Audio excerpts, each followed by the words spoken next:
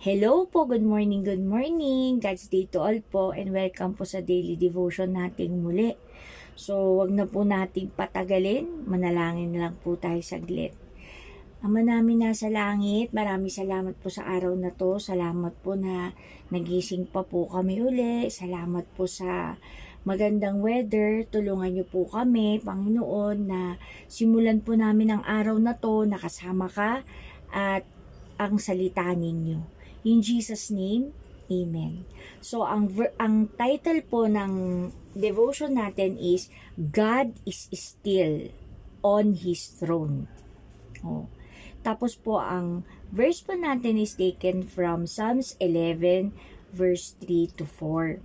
Ang sabi po niya doon, when the foundations for good collapse, what can good people do? The Lord is in His holy temple. The Lord sits on His throne in heaven.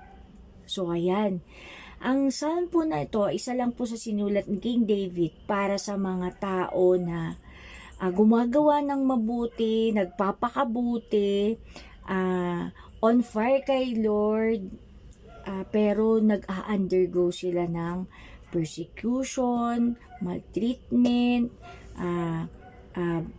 binibetray sila, at hinahabol ng mga suffering sa buhay. So, napakaganda pong matutunan natin to na Psalms na sinabi ni King David. Kung papaano, kasi si King David, ganun din po siya eh. Ang bait niya, talagang man after God's own heart. Tapos talagang kitang-kita yung buhay na buhay ang Diyos sa kanyang pagkatao. Pero ginawa po siyang, shoot to kill po siya ni Saul, kung iisipin natin. Kaya po parang binitray din siya ni Saul bilang hari na pinaglilingkuran niya. Okay. So ito po ang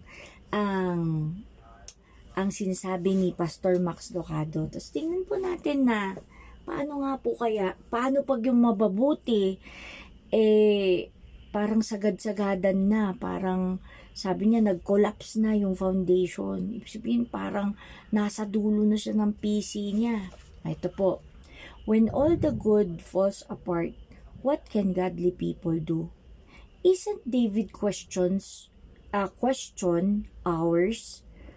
Kayo po ba, sa kalagayan nyo ngayon, meron din po ba kayong katanungan sa Panginoon na gano'n na, ano na po Lord ang gagawin ko? When illness invades, kamulat-mulatan mo, di ba, pagka yung sakit po, isa yan sa mga pahirap o pasakit na hinaharap natin. O minsan, ang lakas-lakas mo, tapos bigla ka na lang madadiagnose, ay meron kang bato sa kidney, o di kaya, ay may bato ka sa gallbladder. Kung hindi bato, bukol, may bukol ka sa ganyan. No. Para bang biglaan na lang nabibigla ka sa mga nalalaman natin na illness na hinaharap ng mga naniniwala sa Panginoon. When your marriages fail, marami pong mga nangyayaring ganito ngayon dahil yun nga po yung trinatrabaho ni Satanas. At pagka ganun po, sunod-sunod na yun, children suffer, kahit na pagka nangyari po yun sa mag-asawa, hindi lang po sila naapektuhan, pati po yung mga bata, yung mga susunod na henerasyon. Tapos, and death strikes, lalo na po pag may namatayan ka, o yung mahal mo sa buhay, best friend mo, kamag-anak mo. What are we to do? Sa ngayon po, saan po tayo dito? Di kaya nakaranas ka na binitray ka o kung ano-ano pinagsasabi sa'yo. Pagka po ganun na yung nangyayari, what are we to do? Isipin niyo po, what are we to do? Curiously, sabi po niya dito, David doesn't answer his question with an answer. Kasi po si King David, pansinin nyo sa mga Psalms niya, maglalabas siya ng sama ng loob niya, o maglalambing siya sa Panginoon, magtatampo siya. Pero sa huli din, meron siyang sinasabi na babalik yung faith niya, yung bumabalik yung pananampalataya niya sa Lord. Kaya nga po sabi niya, si King David daw, he doesn't answer his question with an answer. With an answer. He answered it with a declaration. Dinideclare niya. Ibig sabihin, pag dinideclare mo isang bagay, pinaniniwalaan mo yun. At buong puso mong hinahawakan na mangyayari yun. At pinapaniwalaan mo na totoo yun. Ano pong dineclare niya dito? Sabi niya, the Lord is in His holy temple. The Lord sits on His throne in heaven. Doon po yung security na pinanghahawakan ni King David kahit na lugmok na siya sa mga panahon ng laban. Ang hirap po talaga nung pinagdaanan din ni King David hanggang sa harapin niya po yung mga consequences ng kasalanan niya. Kaya po kung ano, babalikan po natin yan. O yung pagka may sakit ka, tatandaan nyo pa rin po na the Lord sits on His throne in heaven. Pagka po nag-fail yung marriage nyo, huwag po kayo mawawalan ng pag-asa. The Lord sits on His throne in heaven. Pagka po nakita nyo, ano ba itong mga anak ko, wala nang pagbabago, huwag po kayo susuko. The Lord sits on His throne in heaven. Kahit po merong namatay o nawala sa buhay ninyo, tandaan nyo pa rin po na ang Diyos nasa langit. At ang ibig sabihin lang po nun, He is always in control. Yun lang po ang nakita ko Talagang God is always in control. Sa Kanya pa rin po ang huling baraha. Si God pa rin po ang may power sa lahat. Tapos sabi niya po dito sa third paragraph, His point is unmistakable. God is unaltered by our storms. Meron na po talagang nakasulat. Kumbaga, yung lahat po ng nangyayari sa atin, inalaw niya, hindi po siya natitinag doon dahil may yung purpose ng Panginoon sa buhay natin, talagang mangyayari po yun. So sabi, He is undeterred by our problems.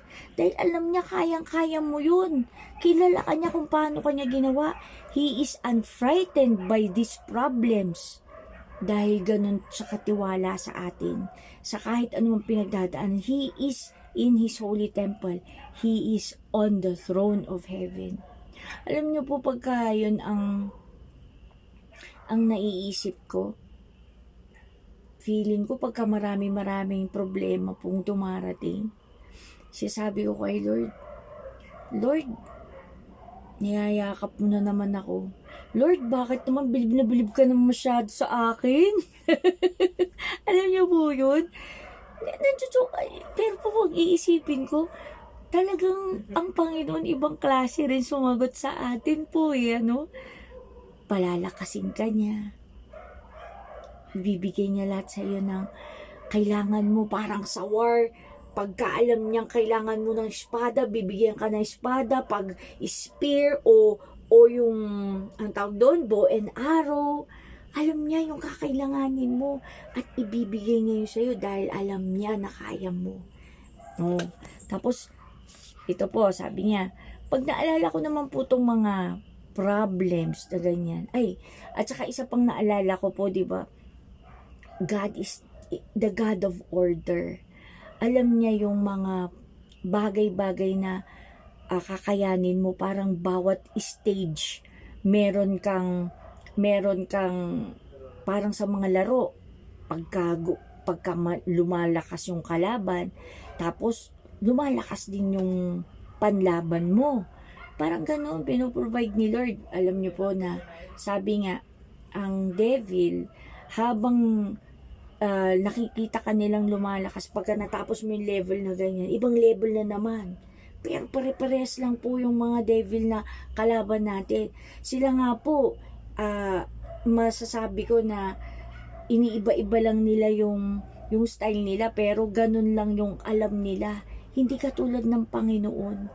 Mabibigla ka kung ano yung makakaya mong gawin at makakaya mong harapin dahil tinutulungan tayo ng Panginoon.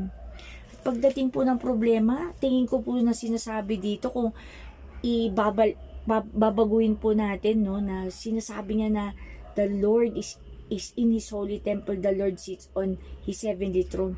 Siguro po naalala ko po dito yung parating sinasabi sa akin ng auntie ko, si Auntie Marlene. Yan po ang auntie ko na pag may problema, parating sinasabi, let the problem itself. Bayaan mo yung problema. Basta gumalaw ka lang. Basta magdasal ka lang. Tutulungan ka ng Panginoon.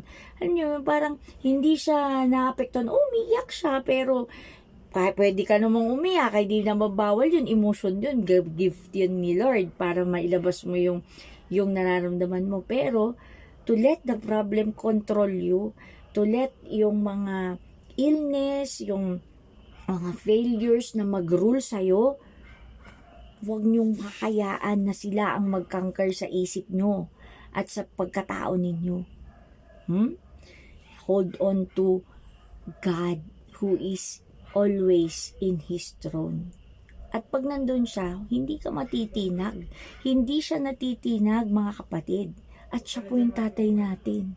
Sabi niya pa, buildings may fall, careers may crumble, but God does not. Wreckage and rubble have never discouraged Him. God has always turned tragedy into triumph. Bakit po? Pinagdadaanan man natin yan, yung mga sakit, yung mga test, yung mga failure, suffering, death, and even death.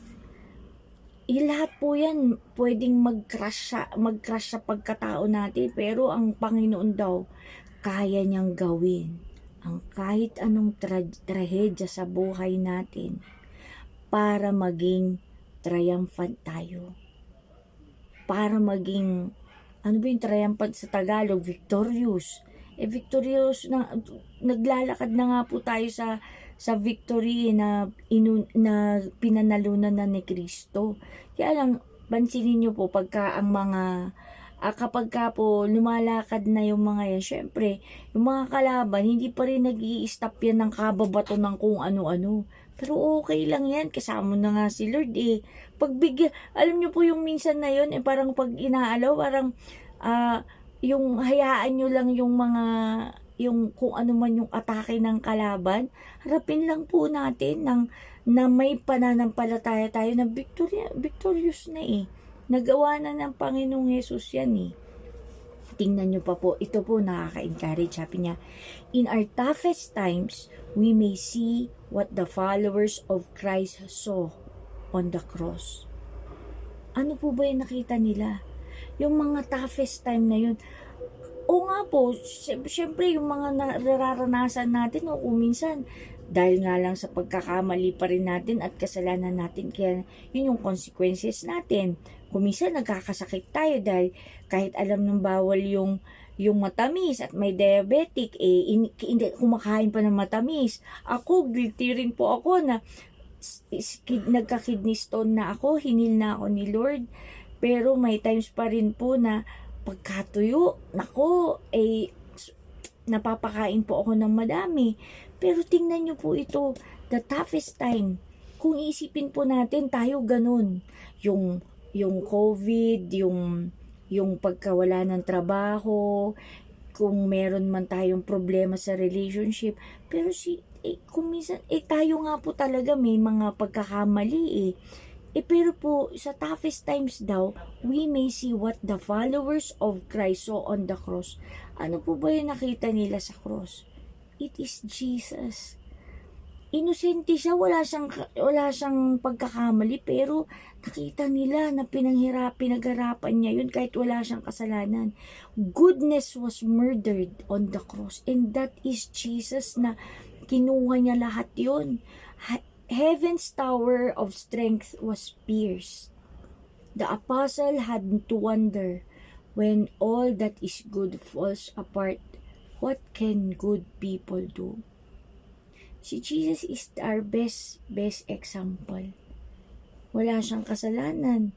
Pero lahat na ng persecution, ang sakit, yung betrayal, lahat po na naranasan niya, hindi niya deserve yun.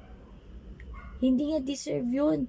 Tayo, nagkakasala tayo, kaya kung minsan nga yung mga nangyayari sa atin dahil sa katigasan ng ulo natin. Pero si Jesus, tingnan po ninyo.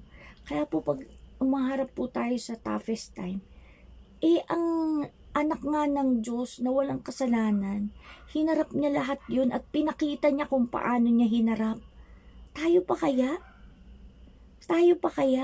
Tapos tandaan po natin na si Jesus is our advocate, our lawyer, the one who prays for us. Di po ba dapat mas maging matatag tayo? Andyan na yung Son of God na nagtuturo sa atin, nagga-guide sa atin, tapos to the point na binigay na sa atin yung Holy Spirit to guide us sa lahat ng magiging desisyon natin. Sabi niya, God answers their question with a declaration. Even God declared it. With the rumble of the earth and the rolling of the rock, He reminded them. Lahat po tayo na sumusunod sa Lord, na sinasabi ni God dito. The Lord is in His holy temple. The Lord sits on His throne in heaven. And today, we must remember, sabi nga po dito ni Pastor Max Tocado, He still is. He is still in His temple, is still on His throne, is still in control. What He did then, He will do still. Ito po yung mga panghawakan natin, mga kapatid. This would be our best security ever. Sa mga panahon po na marami po tayong pinagdadaanan sa buhay. And maniwala po kayo sa hindi. If God is in control and you are His children, wait for the best things to come. Pero po, syempre, para makuha mo yung best, andun pa rin po yung mag-o-obey talaga tayo sa kung ano yung sinasabi niya sa atin. Kasi po pag hindi, wala rin blessing. Kaya po, sabi nga ni Apostle James, sabi niya, faith without work is dead. May sakit ka? Ay gumawa ka ng paraan. Magpagamot ka. O, diba? Ipakita mo para maayos yung problema sa sakit. Parang sinasabi ni Lord sa akin yun eh. Natatakot po ako magpaano ng kidney. Tapos, sa marriage, paano nyo maayos? Magpatawad ka. Tapos, kumilos kayo. Magtulungan. Magunawaan. Para sa mga bata. O when there is suffering, endure till the end. And when death strikes, still believe and do your part. Na, alam niyo po yun, trust God na siya po yung may hawak at yun po yung panahon na tinatawag na siya ni Lord. And learn to let go. Learn to let them go, na tanggapin mo at mag-move on na po tayo. Ano po, alam po, ang hirap po talaga, lalo na pag mahal mo sa buhay. Pero when you believe that He is already with God in heaven, At nagawa nyo rin po yung dapat nyong gawin, yung pinakita nyo yung pagmamahal nyo bago namatay yung taong yun. Wala po tayong pagsisisihan. At sabi rin ni Lord sa atin, sa mga humarap ng kamatayan ng mga mahal nila sa buhay, o maharap sa kamatayan ngayon, nasisabi rin ni Lord na, alam nyo po yun, He knows what is best for everyone. At hindi po natin mapapantayan ang langit. Hindi po natin kayang ibigay yun sa mga mahal natin sa buhay. Believe that Jesus, time is the best time. At kung tinawag na po sila, it is their time to be with God and to be with Him in heaven. Maraming salamat po. Sana po na-encourage tayo Yan po ang security na panghawakan natin. The Lord is in His holy temple. The Lord sits on His throne in heaven. Salamat po. Pray na po tayo. Lord, maraming salamat po sa pagpapaalala ninyo. Alam nyo na iba-iba po yung mga pinagdadaanan namin ng mga anak nyo na nandito pa sa lupa. At alam ko po, Lord, na pampalakas po ng loob namin to. Patawarin niyo po kami, Lord, kung nag-hold on kami sa kung ano-anong bagay, sa trabaho, sa kung anong magiging sigurado kami. Tulungan niyo po kami, Lord, na maging totoo sa sarili namin at maging obedient, Lord, sa inyo sa lahat ng oras at magtiwala sa inyo, Lord. Yung pagmamahal nyo na hindi po kumukupas at saka po, Lord, yung pangako nyo na hindi nyo kami pababayaan at saka, Lord, ito na you are always still and will be in control of everything, Lord. Help us to have a full trust in you, Lord God, always. Lord, maraming salamat po sa araw na to. Thank you, Lord, for being our Father in heaven. In Jesus' mighty name we pray. Amen. Good morning po.